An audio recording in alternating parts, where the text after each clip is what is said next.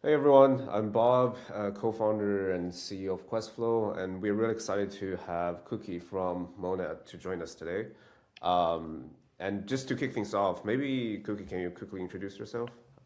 Yep, sounds good. Thank you, Bob. Very happy to be here. This is Cookies from the Monad team. Right now, I'm leading the AI sector at Monad, working together closely with teams to build out their products, ideate with them on what are some of the new sectors that we could focus on.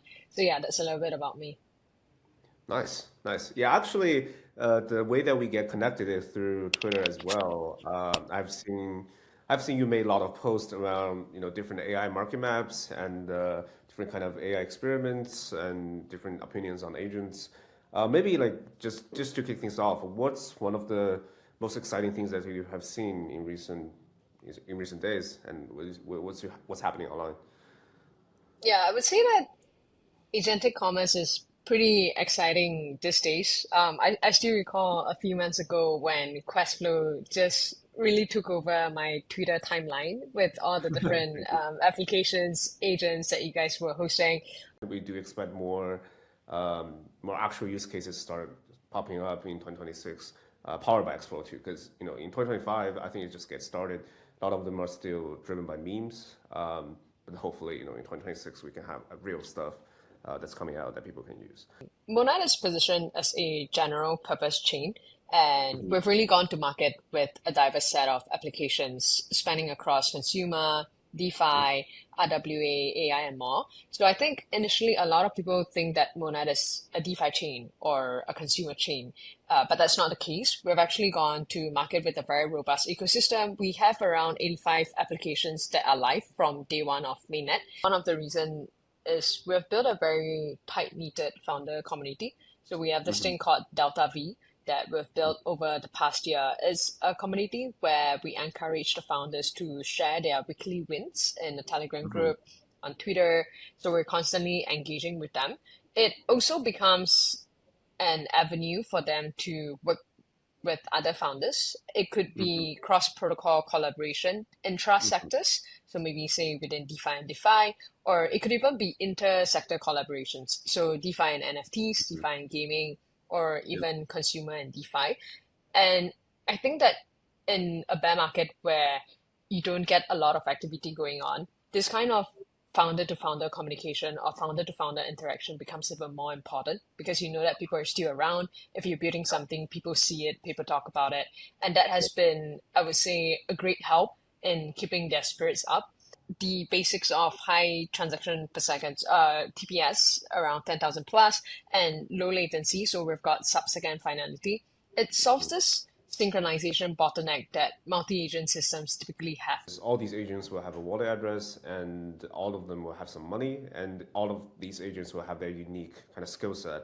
And whenever the user express their user intent, then we kind of organize these agents to work together as an agentic workflow, and allow these agents to kind of communicate and then transact with each other. If these agents are required to, on one side create an image, on the other side to make the image automatically get posted on different kind of social media, it requires not only a lot of microtransactions, but also low latency in terms of these agents needs to not only handle the AI side, but also needs to handle the payment side almost at the same time. And we have the problem using quote unquote the legacy system that because everything is powered through X402 and because the blockchain is not kind of fast enough, then we have to wait a long time for the microtransactions to happen. Then the agentic workflow kind of doesn't really make sense for the user because they have to wait even longer in order to get the same results. What we have seen that gained the most traction is definitely DEFAI agents. Hmm. Over, I would say, the past 1.5 years, that's where most of the TVL has been attracted to. Back when the market was doing better, a lot of people were depositing into trading agents, automated trading agents, but now we see a lot more going into you optimized agents. PMAs have a significant advantage over humans when it comes to ingesting real-time information and discovering markets that they Hmm. can execute on. Agentic commerce. I think this would likely be the Yep. biggest breakout in 2026. One main reason is because of the maturing infrastructure stack. Yeah, there are two main things that we are really excited about. One is mini games. I didn't really expect that at all, but we recently see a lot of users on our site start creating mini games. And these games are like chess games or mini, like board games that people can play online. The reason being, in the past, in order to create a game, it's very complicated. And the second thing is, if you need to involve payments or basically betting within the game, it's very hard because you don't have money on the internet. But currently, it's very easy for users to build a game, to publish a game, and then kind of to have many incentives within the game to allow others to play it. Agent commerce kind of unlocks a new kind of business model because currently, if you look at any of the AI tools, whether it's ChatGPT, Gemini, Grok, or some verticalized tools like LoveArt, it's still a subscription-based business model that you kind of have to use it for a couple of times, and then if you want to use it more, then you have to pay a monthly fee. But if agent commerce is real, then what's going to happen is the agent commerce provider, these ads providers, going to be the ones paying for the user, and the user doesn't really need to pay for any of the subscriptions at all. I think crypto/AI can shine because it is what crypto is good at basically. We're happy to help, and we can work together on this. And also maybe after the call, like you can share all these links, and I will include that in on a post for others to also click through Sounds all good. the things that you're talking about.